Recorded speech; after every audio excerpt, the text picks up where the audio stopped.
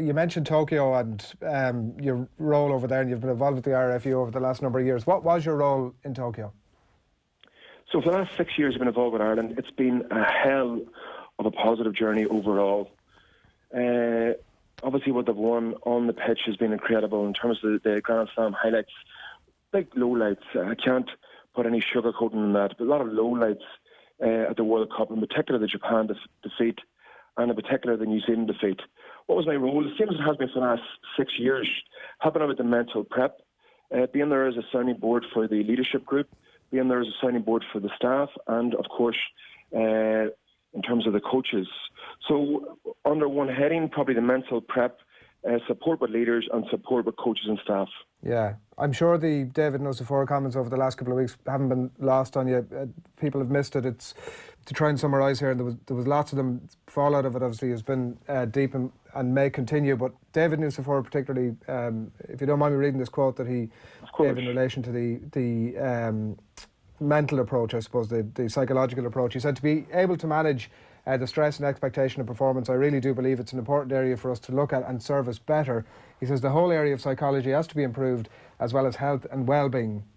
If we continue to do well and manage to get ourselves back up to the top again, or near the top, we need to be able to manage that better and drive performance better by supporting everyone better. What did you think when you read that, when you saw that? Well, first of all, being very transparent, I would have sat down with David a month ago and we had a very strong debrief. I have huge respect for David Nucifora. I've been working very closely with him over the last 5 years, so I have huge respect for David. What did I think when I read that? Well, first of all, I discussed it with David for nearly 2.5 hours about 4 or 5 weeks ago. So we had a very in-depth conversation. When David's saying that, I can assure you, he's not pointing the finger at me, or he's not pointing the finger at Joe or about the players. He's saying we as a nation, in terms of rugby, need to significantly raise the bar in the mental preparation of the squad. I would agree with that. I would absolutely agree with that. Now, you might say, but Enda, why was this not done? Was your role not to do this? I would have to hold my hands up and say, in retrospect, there's a lot of things I would do differently. If I didn't say that, guys, you'd say, Enda, you're either arrogant or you're insane. And what would you say if you were to pinpoint some of those things? Well, in terms of what we do differently, you'd probably start back with a culture. You start back with the culture of rugby in general, and say that we need to start when players are 17 or 18 years of age. Yes, their strength and conditioning is imperative, but so too is their mental conditioning. And you'd be glad to know, and I've said it probably loud and clear on Youth Talk, but also in clubs around the country and now in clubs around the world, we're saying that integrate your mental preparation in with all other aspects of prep. It isn't a half an hour prep you do on let's say on a Friday afternoon. So it's something that should be integrated. That's one of the things I would strongly suggest. And David is very open to that. And the coaches in the RFU are very open to now. Are you saying that was something that didn't happen then, Enda? Or didn't happen to the extent that it might have done? No, it did happen. So again, I have to go back and commend Joe. Joe was brought in a culture whereby the mental preparation is almost brought in every single conversation. In every team meeting for the last 5 years. And I've sat ahead a lot of them. In every team meeting for the last 5 years, Joe Schmidt would have brought up the mental prep first and prep we were doing together that we would have collaborated on. And I assure you that there's no sugarcoating on that whatsoever. Now, I'll say that mental prep needs to be more vigorous. We need to get much more, let's say, measured in that. We need to now train our coaches around the country on the mental preparation as well as we do on the technical, tactical, physical, and even lifestyle. Yeah. He talked about the players and the staff not coping with success. Was that something that you sensed that sort of post-2018 that it became increasingly difficult to tackle that idea that we were headed for the world #1 team and we weren't coping with it that well? Well, I think that we should have responded better when we were #1 in the world, when we had beaten every team in the world, when we were absolutely rocking. I think maybe we should have interrogated our thinking a bit more vigorously so that we were prepared for that first England game in the Six Nations, and then obviously prepared to build momentum right throughout the year heading towards obviously Japan. Now, you'd say that we beat Scotland, so the momentum was excellent that week. The buzz around the squad was excellent, the boys were firing, the staff were firing, everything was excellent.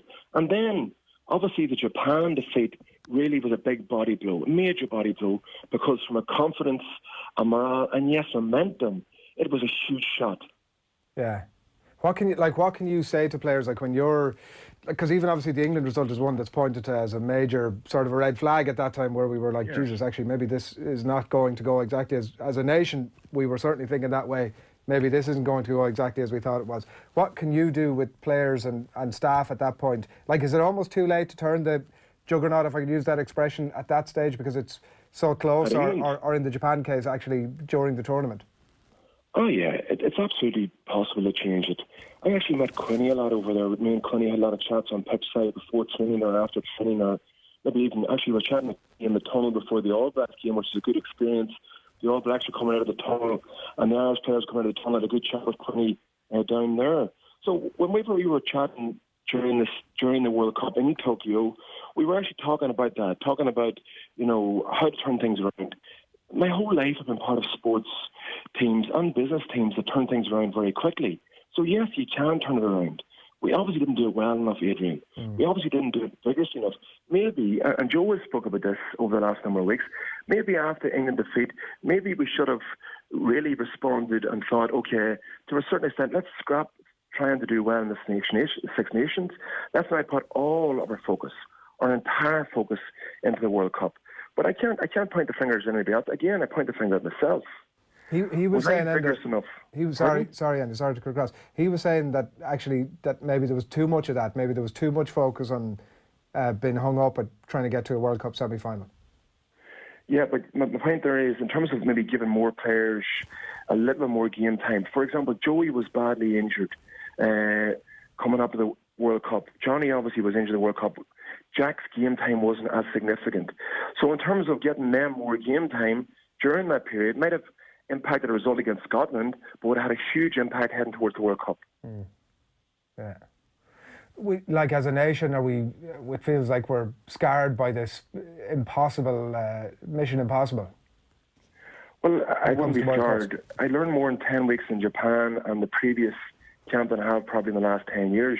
I wouldn't be scarred. I think we need to learn. That's the big thing, and that's one of the things that used to annoy me about Armagh, that rather than being scarred, can we learn from it? And that's one of the things that David and the staff in RFU are trying to do. Trying to learn. Andy Farrell is a formidable coach. I can't emphasise that enough. What's he like psychologically, I suppose, versus Schmidt? Have they any similarities? What's he like psychologically? He's a different style of leadership than Joe, and I'm sure Andy and Joe would both say that. What's he like psychologically in terms of, do you mean in terms of his understanding of the mental part of the game, or do you mean what's he like psychologically, personality-wise? Yeah, I suppose the former, in that you're coming from the car crash of the World Cup. It's kind of like rebuilding from the rubble, from like a nation that was on top of the world and now is in rubble. So he's got is he going to grasp that by the is he going to be kind of ready to bring in new players, but psychologically, can he bring the players up to the level that, because as you say, after that Japan game was a body blow, and I don't think the Irish team has gotten over that yet. Yeah, well, I have no doubt in Andy's ability to get players back up. I have no doubt in his courage. If you look at any of the footage of Andy playing, there's no question about his courage. Also, he's very tactically astute, because when we look at the World Cup, I know that David mentioned obviously the mental performance of the team, and I know that was widely spoke about afterwards. It's a whole kaleidoscope of preparation. It's all aspects of prep, not just one aspect. So Andy's overall understanding performance is excellent, and he'd be very strong at empowering the staff around him to get the best out of the players that are currently there and the next generation. Some of the big highlights of the World Cup was the performance of Gary Ringrose. From a mental point of view, his performances, guys, were outstanding. So there's some aspects of the mental performance was outstanding, and the technical, tactical performance and the leadership performance was outstanding. Some aspects of the preparation, by the way, were exceptional. I'll give you one vignette into that.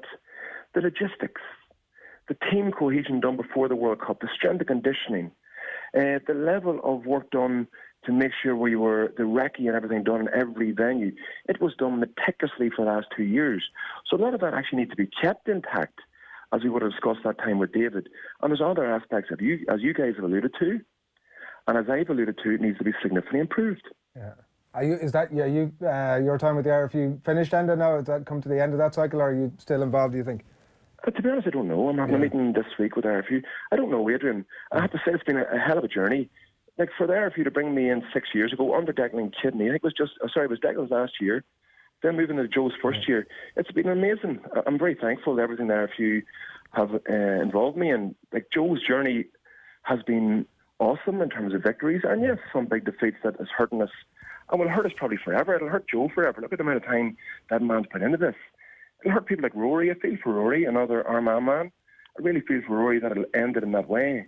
But thankfully, in Rory's house at home in Armagh, there's a lot of pictures of incredible memories. So my time with Ireland, I don't know whether it'll continue. What I do know is I'll continue to learn. I'll continue to work with the best teams in business and sport in the world, and we'll continue to move forward. Yeah, and you've been brilliant with your time as always. Thanks a million. Best of luck over the next few weeks, whatever it holds. Good to talk to you guys. Thank you so much.